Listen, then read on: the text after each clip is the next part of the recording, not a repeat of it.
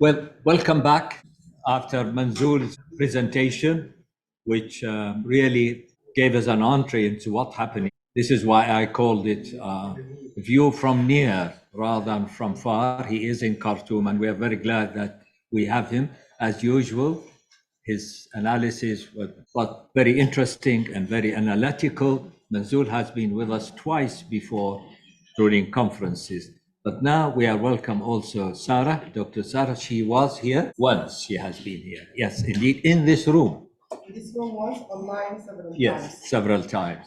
So we are welcome her, and we are very glad to have her here. And she is going to talk on freedom, peace, and justice. So thank you, Sara, for coming during this very difficult time. So I'll give you the floor, please. Thank you. No, thank you very much, Ahmed. And I'm going to highlight the talk really about the aspect about humanitarian assistance, and try to keep my talk very short because we have a very experienced speakers. Amira, Iman are coming to discuss it in more details. I believe what I'm going to say, you know most of it, but just maybe we can summarize it together. And I feel speechless after Manzoor's account, and having as well others who have been in Sudan and witnessed the true and the serious conflicts. So I feel I should not speak actually, Khulud should be really speaking. And when I was here last time, we were talking about hope and the historical revolution in Sudan, and that we're going to be, for a civic state. But here we are. We know the conflicts in Sudan have been ongoing since the 50s. And we know very well as Sudanese people that peace, to establish peace is not that easy. And therefore, the picture for me personally is very gloomy. So some people would like to know numbers, and I don't think at this stage we know exactly what's been happening. So despite the information and the data gathering, we are expecting to see a worse picture about those who are still in Khartoum, those who are trapped in Western Sudan, and those who are trying to flee through the borders. But more important, those who were killed directly or indirectly. And the information so far, if you look at Khartoum, for example, as an example, and I'm not trying to say that all of the, the major issues are in Khartoum, but in Khartoum we have 10 to 11 million. This is the total population. And we know that those who flee from Khartoum around just below the 1 million. So we have still 9 to 10 million people trapped in Khartoum. We don't know what's happening to them. Some of them are being attacked. Some others are being, died from, failure to access renal dialysis. Others from hunger, and others from thirst.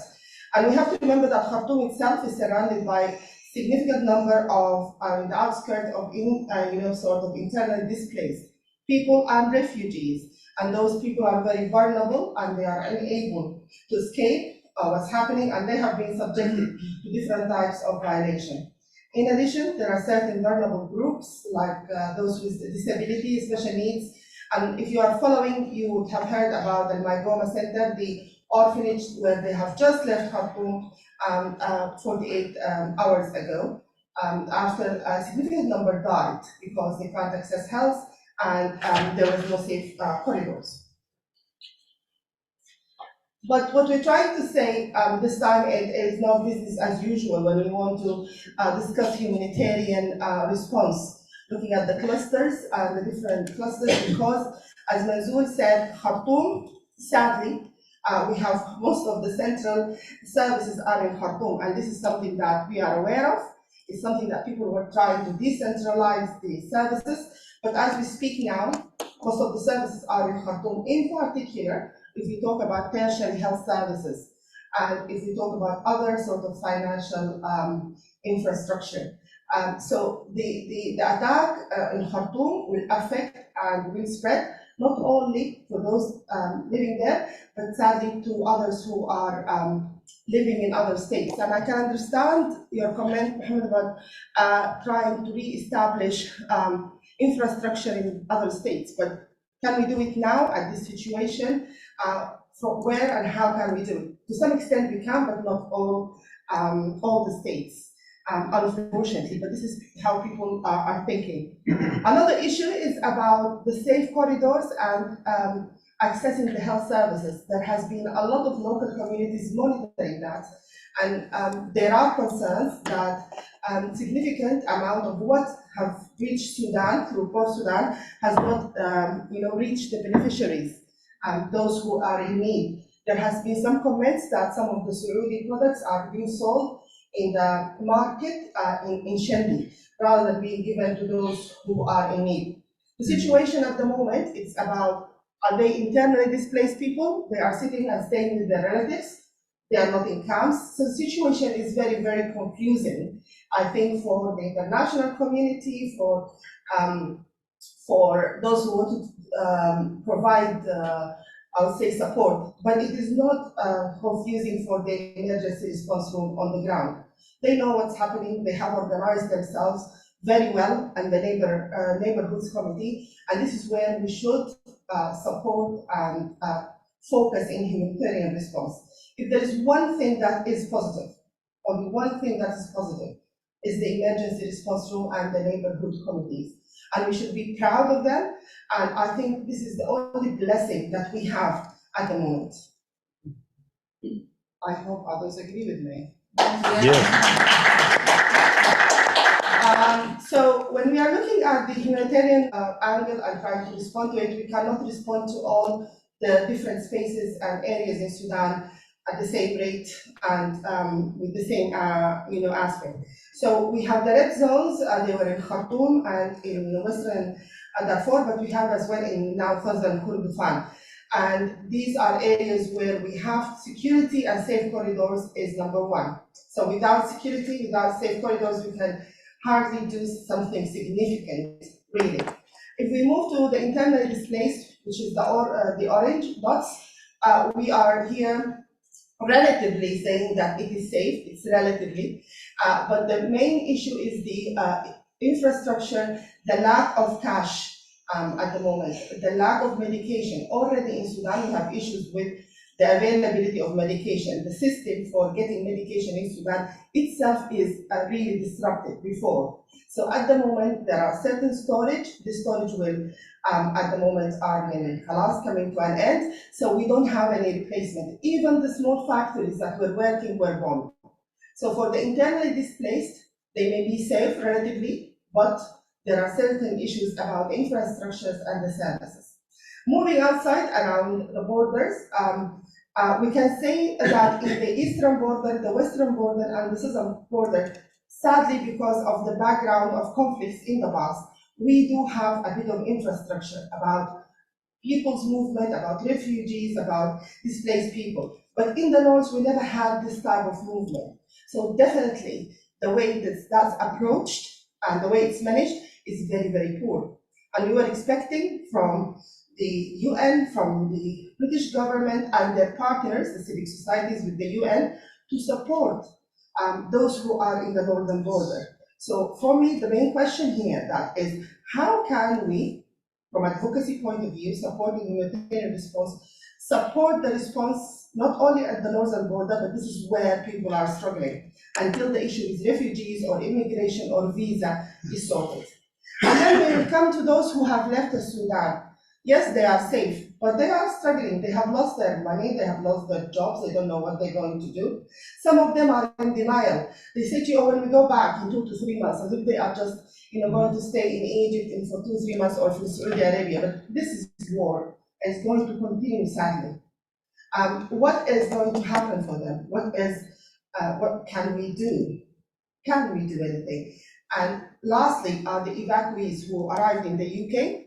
Some people are confused. They think everybody who was evacuated to the UK is just a British citizen who was there and just came back because he was on a holiday or she was on a holiday. No, we have a number. They are not very huge, but a number of those who were born in the UK, they left the UK as kids, and they're coming as adults with their children. They were in Khartoum at that time, or they were in Western Sudan because of one reason or the other. The welcoming package for them is very variable, and the response is really poor in certain areas. I have lived experience. I have one of my friends, she is struggling to understand where she will live, the schools for her children, what can she do, what can she practice, how can she get money. And definitely don't want to compare with Ukraine, but the response is very poor despite that the number is very small. So if we look at the humanitarian jigsaw and we look at these things, they are all interlinked. Amira is going to talk about health. We all have been following because of the good work of the Sudan Doctors Union and the information they are given. It's a fragile health service system, and therefore it is one of the big issues. But in addition to that, the RSF invaded hospital, the SAF bombed the hospitals, so whatever is there has been as well destroyed. But the security is the big issue, and there is significant failure to get any ceasefire agreement or any, today we'll see whether they will stick to 24 hours. And this is a big issue that we are here to talk about advocacy for security and safe corridors to save lives.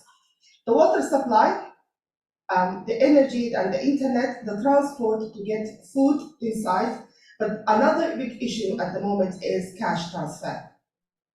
And what are the options that we have so that people can at least live a decent life, even if they are trapped inside Khartoum.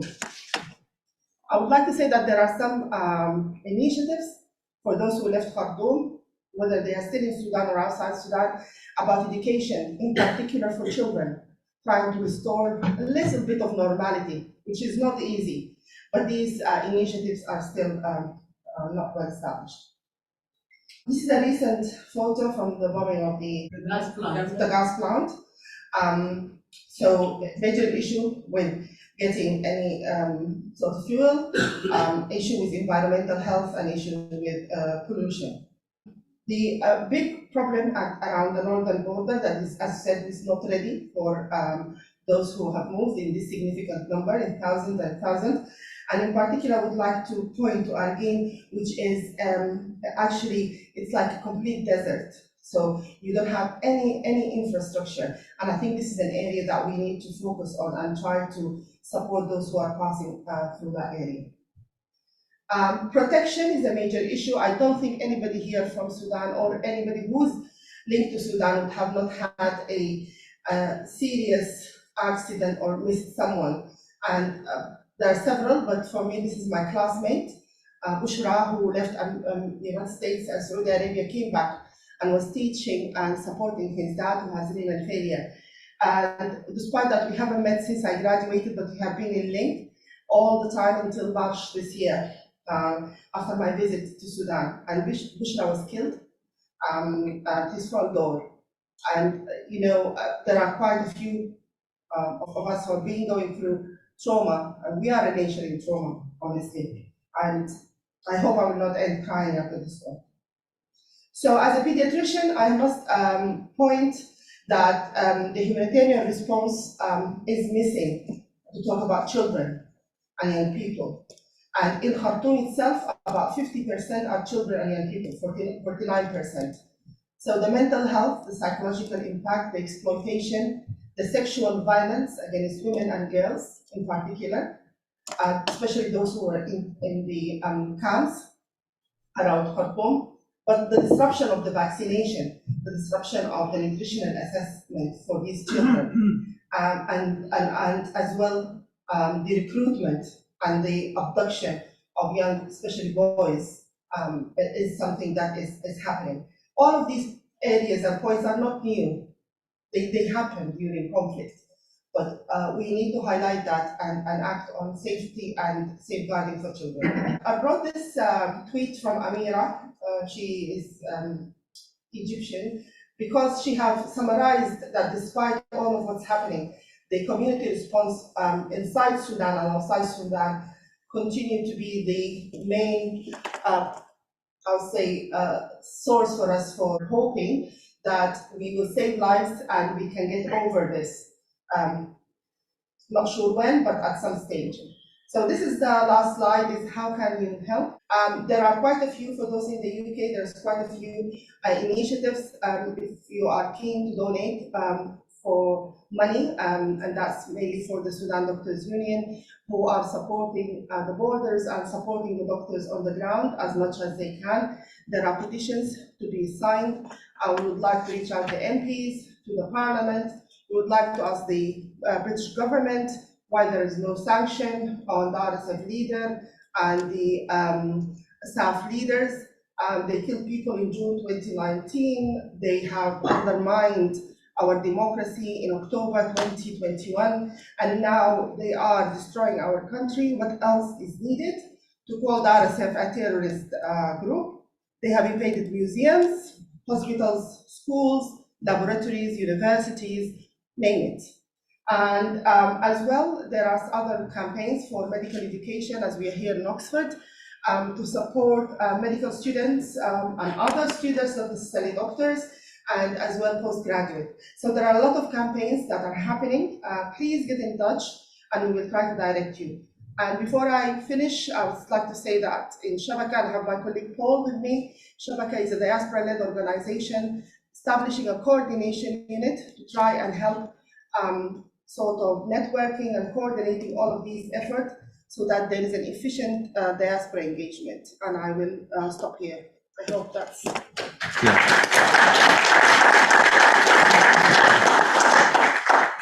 Well, thank you very much, Sarah, for this very important contribution to what's happening to Sudan and the appeal for help. So please, if you have any question to Sarah. Yeah, Mohammed bin Badani, he is the editor of the Maghreb Review, who's kindly been to our many conferences before. Yes? Could I ask you, where is the Arab League or Arab nations help? As well as African Union help. So, is it because the Sudanese life is cheaper than the Ukrainian one? But where is the United Nations? Is there any way we can, United Nations here or Britain can put notice on the State Generals to be charged on crime against humanity? So where is it? Where is the Arab League? There is silence. I have been looking into the media in North Africa. There's absolutely nothing apart to nothing about help or even a mention about the war in Sudan. So it's really shocking to someone who is, I don't know, I know who is, say, an Arab, an Maghreb, a Middle Eastern, African. Where is the Arab League? What is it? Where is this Arab money, God's money? Tons of it is distributed in British as well as American universities, given away for free. Only yesterday, NBC is spending millions of dollars to campaign and getting the World Cup in Saudi Arabia. So I'm just shocked and just want to hear your views. Thank you, Mohammed, very much for. Yes, Mohammed, yes. Okay, thank you, Dr. Sara, for the interesting presentation. I have a question regarding the title of the conference. The consequences. We know the consequence of this war will be total destruction. It will be setting the system again, maybe from zero. People will start to understand the value of peace, because before the war was in the south, it's now the war at the heart of the conflict, and it is hitting hard. And it is not only, we cannot oversimplify it, it is as confrontation between two generals. This is far beyond that. There is there are powers behind this war. There are Islamists trying to regain back the power, not only for the sake of power, but also for the sake of the wealth as the same. So we are an esteemed institution here, Oxford. So we have to stimulate intellectuals, we have to stimulate resources in order to at least imagine the future of Sudan, if Sudan will remain to be as Sudan, as integrated Sudan. So we have to take it seriously. We have to at least join the efforts together. We have to also make a sacrifice and deny a little bit the self-interest for the sake of the Sudanese. Of course, you were mentioning, Dr. Sara, a system could be set for the regions. I speak for the regions because my last and first job in Sudan was first under Secretary of Federal Governance. And I was working day and night to set a system. And it was about to take off before the COVID hit. Since then, I left Sudan and I came back to Europe. Also coming to Europe, I studied. I did a master in what will be in Sudan and already prepared myself and reinforced my knowledge about it. But here, Dr. Sara, the situation, we should not only cry what is going on, but put a perspective. Dr. Ahmed, you as this Sudan conference now, it is retaking shape. Maybe we can prepare a platform, at least for the people, to make a contribution what would be done. And we should take into consideration also the interest of the regions in Sudan. We should take into consideration the interest of Saudi, the interest of the Emirates, the interest of Qatar, the interest of the West as well, because we cannot detach ourselves from the past of the colonization. I will limit myself to this, and thank you. Yes. Thank you. Yes, sorry. Thank you both. Regarding the response of the Arab League and the African Union, we know that the African Union, after the military coup in 2021, they have, suspended the Sudan membership. But in reality, that doesn't make any difference. We have to realize that the African Union, with all due respect, is formed of representative of dictatorship in different countries. So they know nothing better, and they will never support pro-democracy movement. So I have to say that I'm not expecting anything what I'm expecting is from the people, the African nation, the people in Morocco, in Sudan, in other countries, the people who really are the power.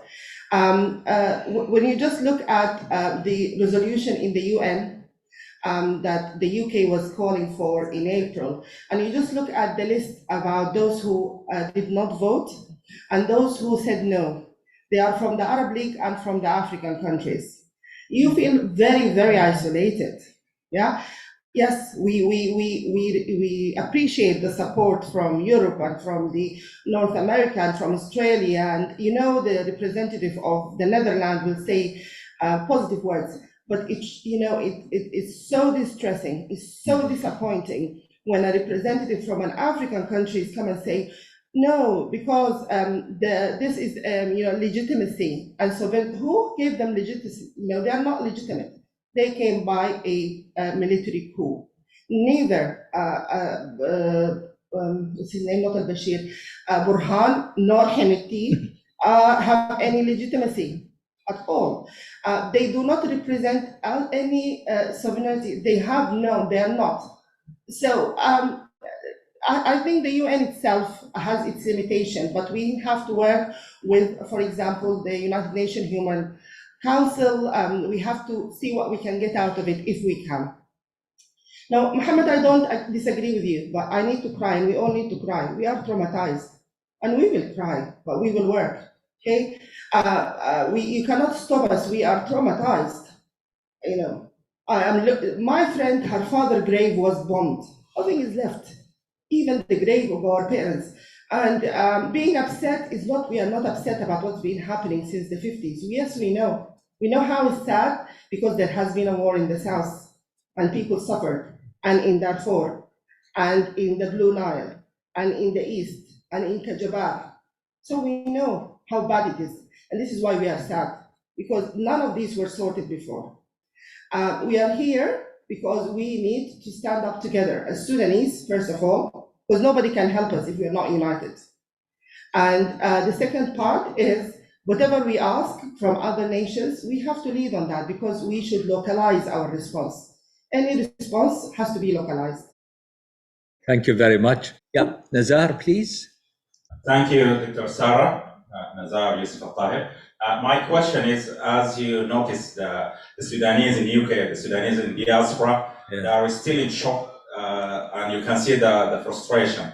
So I've just got two things. If you can show on the screen your contact details, please, so people can note them down. And as well, I'm asking about the platform, if you're willing to engage in online workshop, because even here in Oxford, we're organizing 5 workshops to help the people. People still are in shock, so they can start doing their role and contact their MPs and pressure group. So can you shed a light about the workshops and the things you're willing to do, and even networking with the community and NGOs in UK? Thank you. Thank you, Nazar. Yes. Thank you. I'll answer here. I'm trying to put Shabaka and social enterprise website. You will find the emergency response room. And in that, there has been some capacity building about humanitarian principles and core standards, as well as other work. The other one is Sudan Doctors Union. There has been a lot of work. They have a website, and there's Sudan Doctors for Human Rights. So if I can, I may share it, and then in the distribution email. And I think all of these people are doing this work voluntarily, most of them, and they're giving their time for it from the Sudanese diaspora. But what you have said is right, that I think that's the yeah. So is working together. I think that's the the point, and having a forum. Thank you very much indeed. Yes, Hashim, please. Can you? Thank you. Yes, Paul. Thanks, Sarah. You're doing a good job. And I noticed that you have a plan for doctors, including Doctors for Human Rights, to put a plan. And have you ever thought of any ideas to join hands, for example, with all the professionals, engineers, lawyers, etc.? Because if they have any inputs, they can be through the doctors' union or the doctors' group. This plan. The other thing is about the suffering of the people, inside and outside. Those in Egypt, for example, and those who are trapped in Sudan. Although the number of those outside Sudan is 10% or so from Khartoum, but still the suffering is the same. They are suffering from money, lack of security. At least all those outside of the security, but have not all the other problems and sufferings.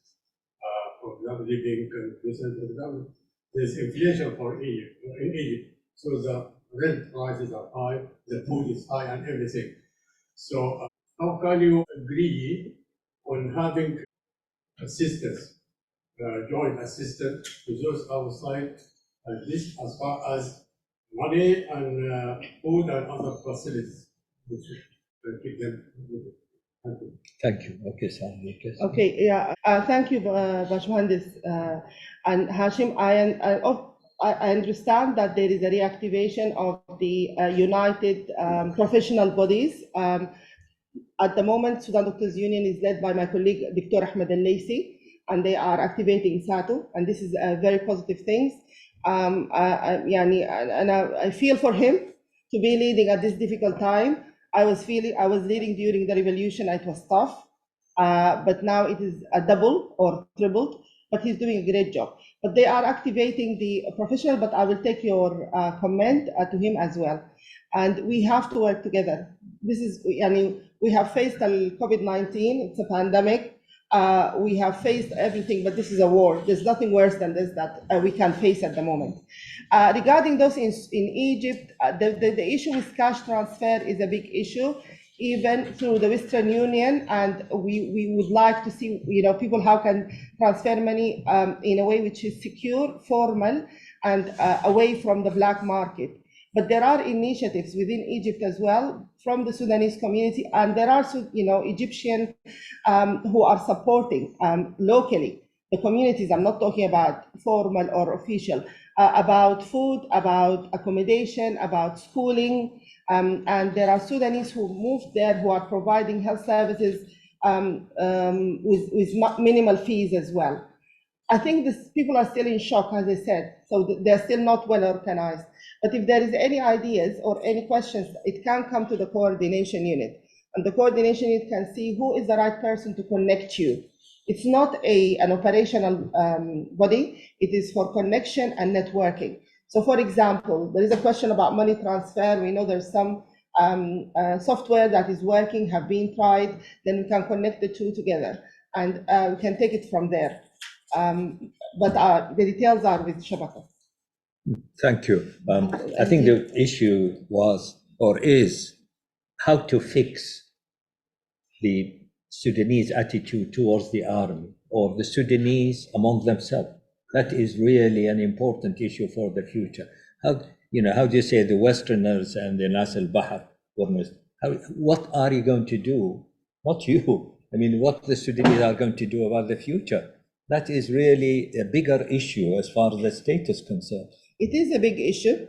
We can't hide from it. No. I think the most important thing is to lead by example and to learn. I'm very proud. I was just talking with Iman. I'm very proud of being a daughter of a father who knows very well, and he brought me up to know that we are all, what should we look out for in Sudan.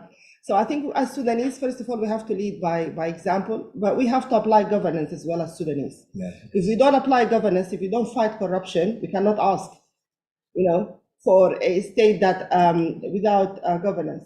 So we cannot have double personality. Yeah. So, and the issue is, if you are calling for governance and you're leading on governance, you can be challenged and you can be bullied. So we will have to know that as Sudanese, we have to apply governance in our response as diaspora. We have to lead by example. Otherwise, we're not going to get anywhere. No, but also it's egalitarianism and tolerance. These are extremely important. If you want to get on with each other, you must have some tolerance towards the others. Whatever differences you may have between you and them, I'm not talking about you, by the way, but that is the essential thing. Equality that was missing from successive Sudan government in the past. Sadly. So I say it is the problem is the people of the Sudan are aware of that, but we could never ever. We have been from the independence.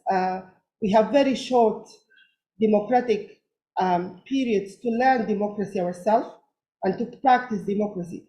So I personally have concerns about what has been happening in the transitional period. Okay. But I wanted time for me and for others to sort that peacefully, and to build a civic state rather than another military coup. So the people of Sudan are aware of these problems, but we were not given the chance to sort it out. So you can't blame us, because we have always been ruled by dictators who have been passing this even against our will. Right, thank you. I'm going to pick out 3 questions in different areas from people listening online.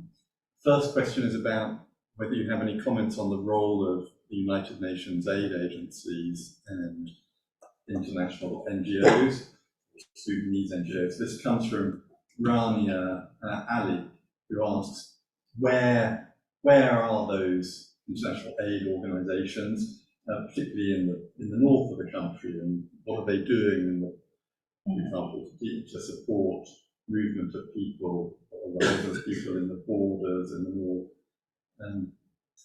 And so this is the first question. I noted that one of your slides, the second or third slide, had the caption was "not business as usual," and you had a graphic which came from United Nations agencies showing the kind of the model theory of coordination of how all the UN agencies stick together. Were you saying there that that's not good enough? We don't want that business as usual, or were you saying that's good?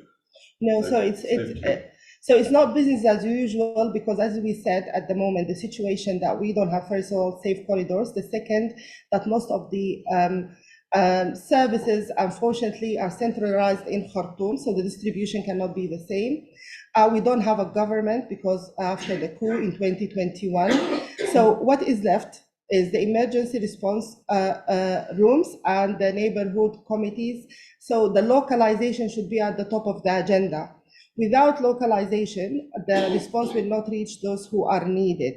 So you find there is a different way where the UN is handling things in comparison to Qatar, for example, aid. And I'm not saying which one is best or which one is not, because that's not my area, and I have not done a research on that.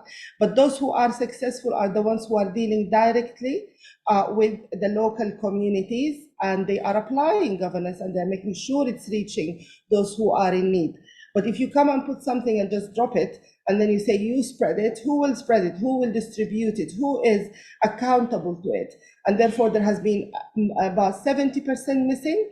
So the UN and the other agencies have to modify the way they are working, and they have to look at other smaller organizations who may be more successful than them in delivering the funds. Paul Asquith, who want to ask questions, has been raising. Paul, hello. Before we can... Yeah, that's Paul, okay. Please. And I'm really pleased you mentioned localization, Dr. Sara.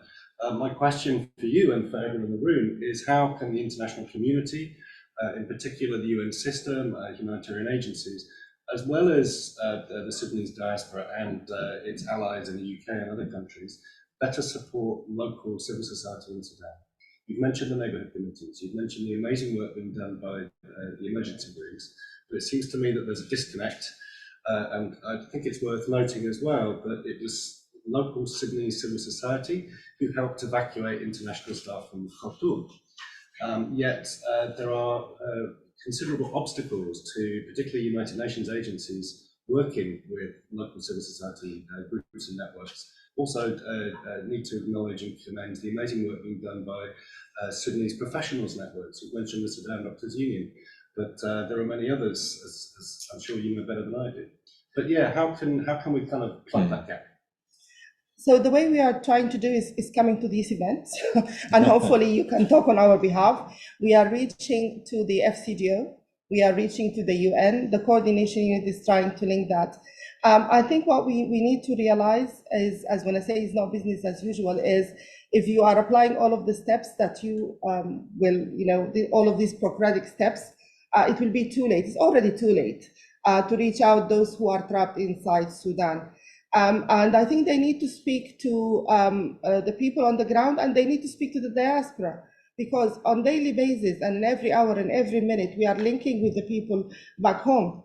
And we know what is happening, and we can give the advice as well. So the recognition of the diaspora itself as part of the response is important. And there are quite a few experts within the diaspora who can provide a lot of information. But are they willing to change? Are they willing to divert from the standard pathway? This is the question I think we need to ask directly to the UN. Thank you. Richard? Follow-up question there, related, from Hamid Kalakala. To you as a former spokesperson of the Sudanese Professionals Association, he asks, what are the prospects for associations or trade unions to coordinate and work together on the ground through SPA or otherwise, or for there to be a new coalition for unions? Anything you can say on that? Yeah, although this is outside the humanitarian response, but I'm happy to respond to that. So the story of the SPA is a similar story like other stories in Sudan, when you have something that has been successful and then that slashed and collapsed, and we need to know why.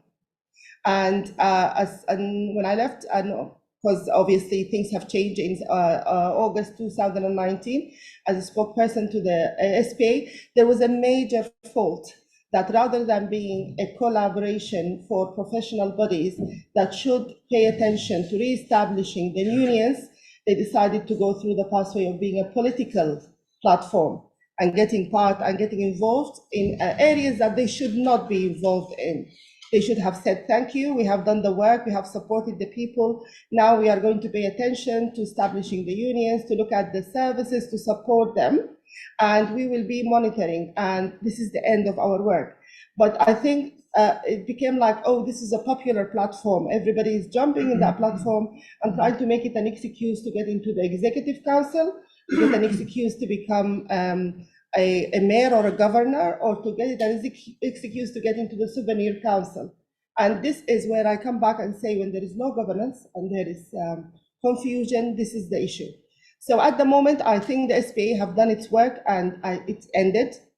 People have to start from scratch by establishing the unions. We are pleased that in the doctors in Sudan, we have a preliminary committee that is elected and has got a grassroots. And there is other in the journalist and as well I think the lecturer in the University of Khartoum. So we are hoping that other professionals will establish their own unions, and then they come later and establish another collaborative body, not necessarily the SPA, but another body. Thank you.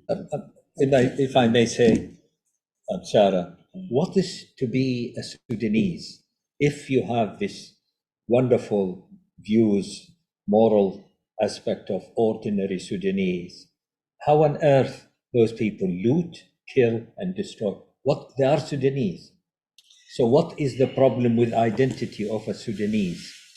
So Ahmed, I'm going again to refer to my late father, and you would have guessed by now that I'm very influenced by him. And I think I was telling this story on my way when I was coming. So in the 80s, I was sitting with my father in the yard, as usual, having tea. And there was some comments made about, look at these refugees who are coming from Ethiopia, and how can we, and do we have enough resources? And there was some, nagging. And then this talk about how brilliant is the Sudanese people and how we are extraordinary, and there's nobody like the Sudanese people. And he was listening, and then he called me and he said to me, when you live and there is no social tension and there is no challenge, you are brilliant and you can do everything right. But when you are challenged and you face conflict, okay, everything can come out because you're hungry, you are seeking safety, so don't judge people. And I think that was really very good comment from him that made me feel like, okay, so I'm not shocked if you have people who are suffering, who wants to eat, and they are not safe. We cannot come and say they are bad people or, at the moment apply the law. We are living in a state where there is no law. The police are hiding. There is no food. So it's about surviving. It's not good. We are upset about it, but this is the reality. It happens wherever there is conflict and there is a lawless state. And we are a nation like any other nation in Bahrain or in Sudan. If we are safe and we can talk and we are free and we are respected, then we will, go back to where we were before, I think. What I'm saying, Sara, outside Khartoum, people are tolerant. You sit with people different, whether poor or rich, whether they are gypsies, ex-slaves, or nomads, or peasants. You come to Khartoum, the Shiu'i, the communist does not talk to the Ba'athists, and the Ba'athists do not talk with the Islamists. I'm not from this Khartoum. Is a problem. No, not you. What I'm saying, I'm not saying you are in Khartoum. I'm saying what's happening in Khartoum. People do not talk to each other, whereas the countryside, people talk to each other and tolerate each other. Yeah, I'm not sure about that, Ahmed. I cannot agree with that because I have seen something different. But I'm not from Khartoum. I have my grandmother from Al-Ubayd.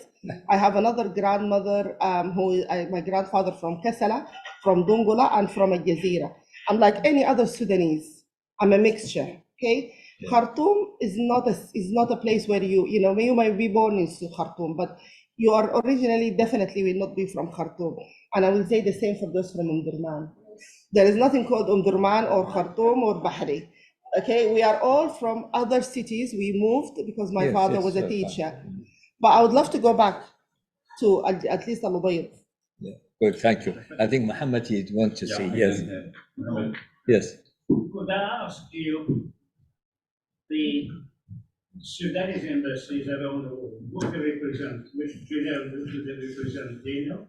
Okay, so since the October 2021, there has been a big sort of split. At the beginning of the coup, there was a list with a lot of diplomats saying that they don't support the coup, and they have resigned or they have been removed.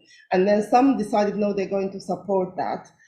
This is one of the big mess that have undermined democracy, and we need accountability for those who did this. Okay. And so at the moment, you cannot go back to, there are certain things in the embassy that you will not go back for. It's like the passport, can I travel? I want my traveling document. That's where we start, administrative work. But what is happening behind the scene between those who continue to support the coup, okay, claiming that this is justice, and those who have not, I don't think they play a major role at the moment, at least visibly. But I don't know behind the scene what is happening. Maybe others can make that comment. But for me, the major fact, and I want to as well give an example, what happened in the United States in January after the election, when some tried to undermine democracy, that was not accepted. It was not tolerated because of the constitution, because of the parliament, and because of the independent army. But in Africa, in Sudan, you have a military coup. Why should we tolerate that? Why should we tolerate what happened in October 2021? We have been waiting for this for 30 years. People have died, burned, killed, raped, and now some people say no, this is acceptable. So the problem in Africa is we should not tolerate military coups anymore, and we should stand for that. This is the first step, because every time we go into democracy, it's interrupted, it's assassinated, and then we go back to the dark areas. So it's a very good question, is that since al-Bashir 1989, the politicization of the army, of the police, of the judiciary, of the education system, this is a monumental work for Sudanese in the future.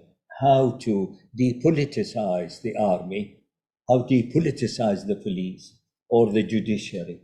And these are very important institutions. What solution Sudanese can produce to do that, to help? So at the moment, if you are in Sudan, do you have an opportunity to go for a formal education to make a decision about what you want to do? Or you think, well, I better go into the army or the police because I will have power and I may change? Because you can't see the future you don't have that role model, you haven't witnessed that. But look at the emergency, look at the neighborhood committee. Those are a generation, they were born under dictatorship, but they know what they want. So there is hope, okay? They haven't experienced democracy like here, but they are aiming for democracy. So I think they will reach that. I don't think, unfortunately, I will be there. Okay, I don't think so in Sudan, but they will reach there. Thank you. Yes, Richard. Two questions from audience online about how to help Sudanese in a personal way. So one question asking about help for Sudanese dealing with trauma. Do you know of any initiatives to support mental health among Sudanese and support Sudanese trying to deal with trauma? Can you recommend any initiatives? Yes. So there are quite a few initiatives. One of them is from the Sudan Doctors Union and other doctors around the world. The key person here, or the point of connection, is Dr Sara Abdelgalil. There is a Sudanese psychiatrist group. There is as well a cafe that is done, which is like an online cafe for people to link and try to chat and discuss together. There is work that's happening in Medani as well with some psychologists. I'm a pediatrician. I'm happy to link people with Sarah because she knows better, and other psychiatrists. But there is a lot of work that's going on. There is recorded as well information on Sudan Bukra. So yes, quite a few. Okay, thank you. And I hope the audience member online who asked about that got those details. Please do contact us afterwards if you have follow-up questions. A related question about help for people from Rania Ali. She asks about efforts to re-establish digitalization of digital services. Anything in that, or maybe maybe to say about digital activism and networking for with emergency coordination rooms or otherwise? Always, I think the social platform have played a major role, Meta platform and others in the coordination and community mobilization. But we are using them at the moment for telemedicine. So I'm still getting messages from families in Sudan who were trapped and they cannot reach doctors, or they don't have the money. I'm not the only one. There are lists of doctors from different specialties. They are reaching out by WhatsApp. We're trying to link them with the nearest pharmacy. So there is something called Safe Passages or Mamarat. So for example, I'll give one example. There is a lady, she needs diarrhea. She doesn't know how to get the diarrhea. There is no nearby primary health center that's working, or a pharmacy. I will get her the information about how to make it at home. So we are using digitalization to support health. That's one thing, but there is a lot of work on that about trying to get fund and the money, like Bangkok, for example, and others. And I think there's a lot of work, but we have to remember that there is issue with digital access and internet connectivity and electricity, and it dropped completely to 2%. So there is an issue about reaching out to those who can have an access at the moment. Would you be happy to respond to a couple of questions about the sort of political outlook, or rather? I prefer to talk about humanitarian response, and I will leave Iman and Amir. I think they are the specialists here, and Khulud. You have a lot of responsibilities. Yeah, so I'm not. Since the war, I decided just to concentrate on humanitarian response. You are right. Yes. Okay. So, thank you. And I think I've already responded to political questions. Doctor, your questions to Sarah were deeply political, so she pulled away from being from Khartoum. Yeah. And nobody is from Khartoum in Sudan. All Khartoum is composed from people who came from the terrorism and that district of Khartoum. So, but these questions are vital, and we have to face this and address the question of identity, the question of equality, the question of equity, and all this stuff. I'm just taking the microphone because you touched something which is very dear to me, the digitalization. This is what is lacking in Sudan. And before the coup, this military coup, the first one, Durban, I was the major person leading the World Bank Finance for the fund of 200 million US dollars, and the major focus was to put a digital system for Sudan.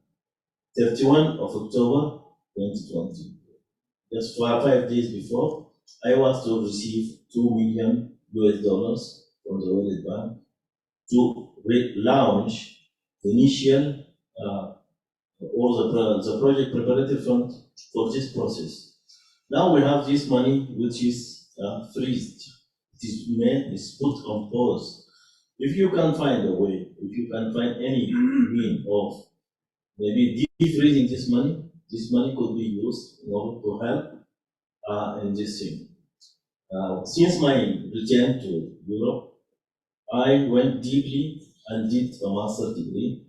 Though I have a PhD, but I did a master's degree in digitalization because I feel this is crucial, and it is vital for Sudan to digitalize, to relaunch itself in the future, to decentralize. No other way to provide services other than to digitalize in order to at least give equal access to everyone. Because in Sudan, one of our major problems is non-equal citizenship. That is the thing. Thank you.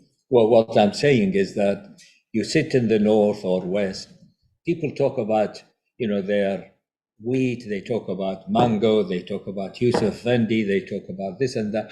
يمشي الخرطوم سعر الدولار become, what's the price of dollars? What's the price of euro? Those who have dollars, we want to go to Saudi Arabia, we want to go to the Gulf. They have absolutely no connection with people on the ground, unfortunately. So I need to reply to both of you, and I hope that stands.